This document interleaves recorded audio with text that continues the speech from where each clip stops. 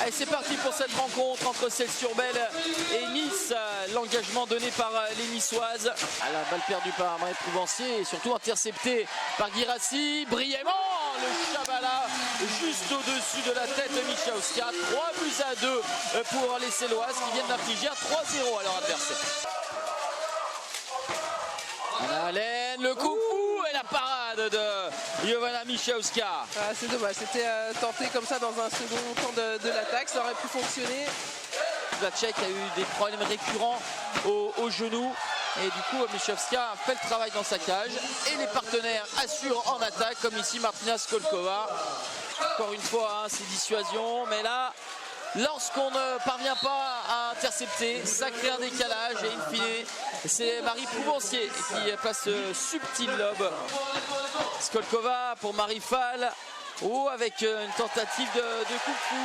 Il y avait peut-être plus simple, le ballon gratté par Caillot, avec beaucoup d'énergie, beaucoup de détermination. Bien sûr, ce 9e but, 3-1. Ouais, ça a l'air d'être une joueuse vraiment très athlétique, hein. On le voit sur sa course, sur l'amplitude de ses appuis, que c'est une joueuse qui a l'air d'être très véloce.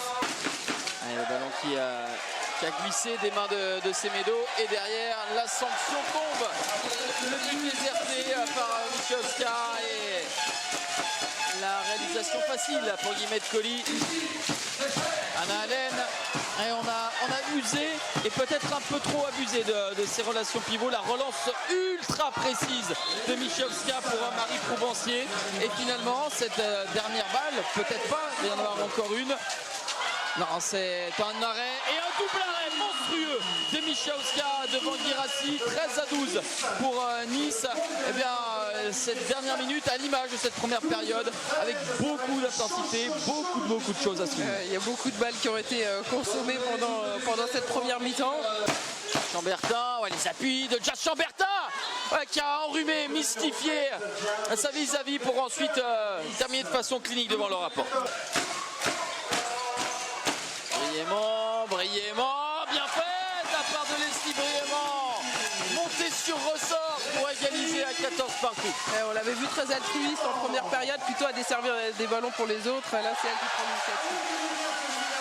Et si en plus derrière, le rapport fait des superbes parades, tout sourire, et elle a bien raison.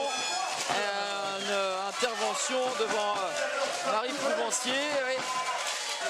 C'est vraiment le moment pour celle d'essayer de creuser l'écart. Elle avait les fesses en arrière, comme on dit, perdu son équilibre.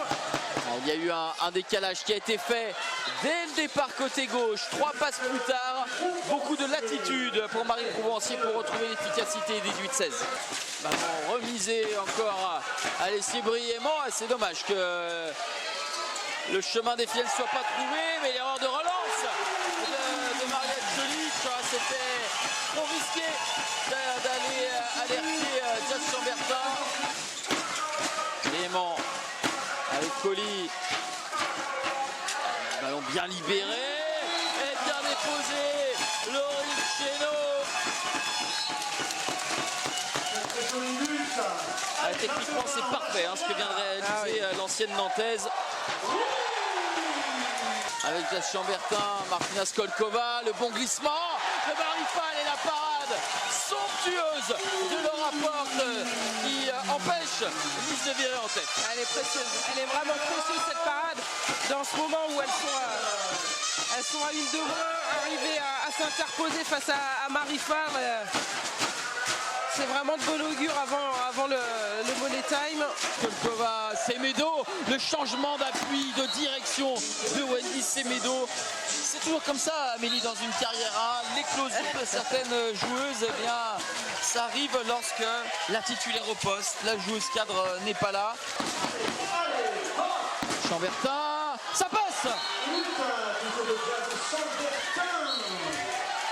Et encore une fois, par un duel et la riposte des Céloises avec notamment Guillemette Colli qui vient sur cet engagement rapide.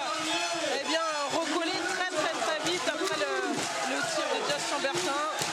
C'est quand même très fort. C'est quand même très fort d'avoir encore du gaz comme ça avec Wendy Semedo, Chambertin, Skolkova, Marie Prouvencier. Le poteau, c'est rentrant. 27 à 26, il reste 20 secondes à jouer. Chambray jouera face à Bourg-de-Péage pendant que Nice jouera face à Plantuc. Mais tout cela, c'est calcul. C'est en fonction de cette dernière balle. Le tir sur le poteau de Laurine Chénaud. Et Nice qui s'impose. Nice qui s'impose 27 à 26 au bout du suspense. Cette dernière action, Amélie, était à l'image de cette rencontre où ça s'est joué à rien. C'est que de la joie, on s'est battu jusqu'au bout. Dans une chaleur, j'ai jamais joué un match comme ça avec un public énorme. Et voilà, on n'a pas lâché, on était à -3 à un moment donné, c'était dur. Mais je suis super fière de mon équipe et bravo à nous parce que là, depuis 1 mois et demi, c'est compliqué. Et voilà. Moi, honnêtement, c'est l'une des salles dans lesquelles j'ai vu le plus d'ambiance, sincèrement. C'est pas parce que c'est mon club, mais c'est un vrai chaudron et d'avoir ce public-là toute l'année, ça nous a vraiment porté. Et c'est en partie grâce à eux qu'on arrive à gagner certains matchs. Donc vraiment, je les remercie vraiment. C'est génial d'avoir un public comme eux.